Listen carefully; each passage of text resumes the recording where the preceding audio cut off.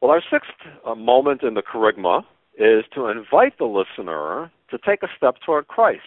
So in advertising, the marketing pitch always leads to that moment when the customer is asked to take a step toward purchasing. Call now. Well, in our proclamation of the gospel, that invitation needs to be present as well. Too many people are not following Jesus simply because they've not been invited. Jesus said, "Come, follow me." And we need to do the same thing. We need to extend that invitation to other people. Now, what's interesting about Jesus, and one of the things that makes him so different from others who can perform seemingly miraculous deeds, is that Jesus doesn't perform his deeds in order to gather an audience. He does so in order to form apprentices. Jesus is very eager to share his mission. So like the famous Blues Brothers, we are on a mission from God. Jesus showed us what this mission is, what it's all about, and then he entrusted us with the task of bringing it to the world. And the task of catechesis is to equip people to serve in God's army.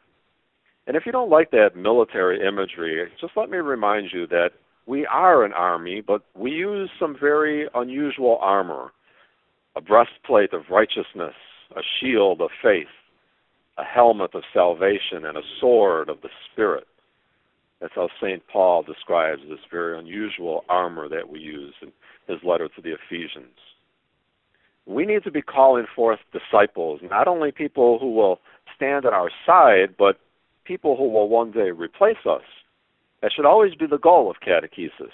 You and I are preparing those people who will one day take our place in God's ranks, proclaiming that good news to others. So you need to be sure, you and I need to be sure that we're telling those we teach that we can picture them doing great things, and that we need to offer them opportunities to do those great things. I have no doubt that that's how you got into the position that you're in now, whatever ministry that you are involved in. Somebody believed in you. Someone saw potential in you and invited you to step up to the plate. Let's take a moment right now to identify some of those people who did that for us on our journey. So let me turn it over to Nick to tell us about this next poll question. All right, ladies and gentlemen, once again, the poll box is open on your screen. This time the question is, who nurtured your entrance into discipleship? Please select A if it was a parent or your parents, B if it was a sibling, C if it was a pastor, clergy, or other religious, D if it was a pastoral minister, someone like a DRE or a pastoral associate, E if it was a youth minister, F if it was a catechist or teacher, or finally G if it was a friend or fellow parishioner. All right, Nick, I'm not going to let you off too easily on this one before you go. And while the tally is coming in, who was it for you that mentored you either into your career that you're in now, or you have a vocation as a catechist as well? So either or both of those.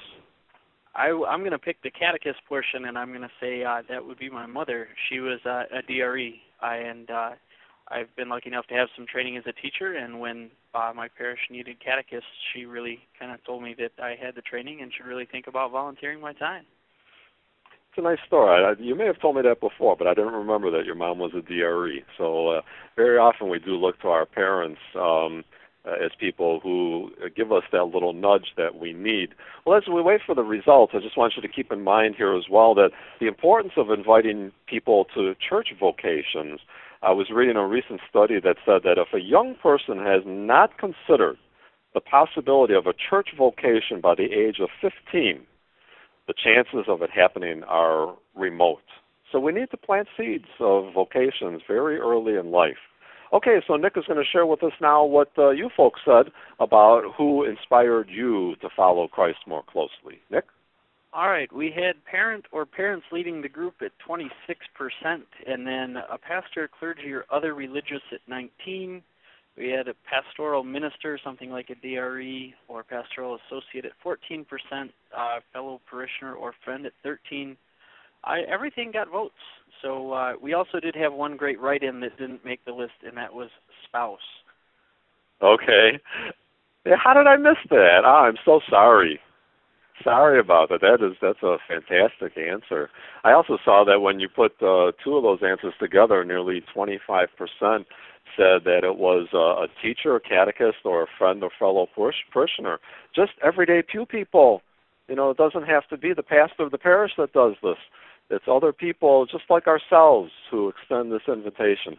So we have to up those numbers. We have to be the ones who are extending those invitations to other people. Well, let's continue on now, and we just have a few more elements to go in talking about this proclamation of the gospel. Well, the seventh element of the kerygma, proclaiming the gospel, is repentance and forgiveness. You know, I have to tell you, one thing I find depressing, and my wife tells me this as well, something very depressing is looking through magazines that are filled with beautiful, perfect-looking models.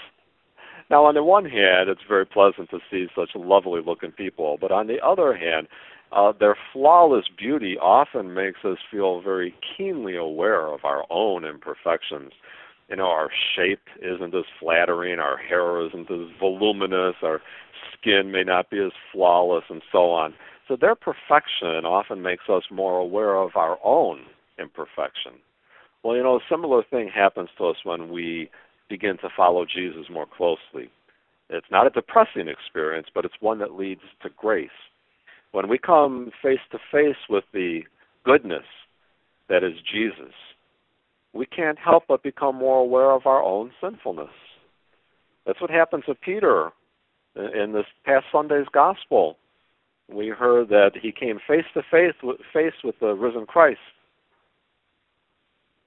And Peter said to Jesus, "Leave me, Lord, for I'm a sinful man." But Jesus has no intention of leaving. On the contrary, he has every intention of forgiving and then empowering. And that's such a wonderful thing for us to learn about the story of Peter. So in our quest to follow Jesus, we encounter invitations to ever-deepening levels of commitment. And at each level, we become overwhelmed with the goodness of God, and we become more cognizant of our own imperfections, which instead of hiding, we are encouraged to bring to the Lord. And one of the most effective ways of facing up to our own sinfulness in the face of God's grace is through the practice of the daily examen, a prayer that was taught by St. Ignatius of Loyola, and that is explained beautifully in this little treasure of a book by Jim Manny, a simple, life-changing prayer available through Loyola Press. And you notice how in the steps of the daily examen, this short prayer that can be prayed every day for 10, 15, 20 minutes. You see how step 4 is asking for forgiveness. The key step in proclaiming the gospel is helping ourselves and other people become aware of sinfulness. Not easily done in this day and age. And we can do so not by preaching hellfire and brimstone and warning people they're going to go to hell and pointing the finger of blame, but rather by simply holding up the example of Jesus Christ and his holiness and helping others and ourselves to recognize how we fall short of those ideals. And of course, one of the most meaningful things that we can do during the Lenten season to confront our sinfulness and to be healed of it is to go to confession, to receive the sacrament of penance and reconciliation as a way of removing those obstacles that are preventing us from a deeper relationship with Jesus.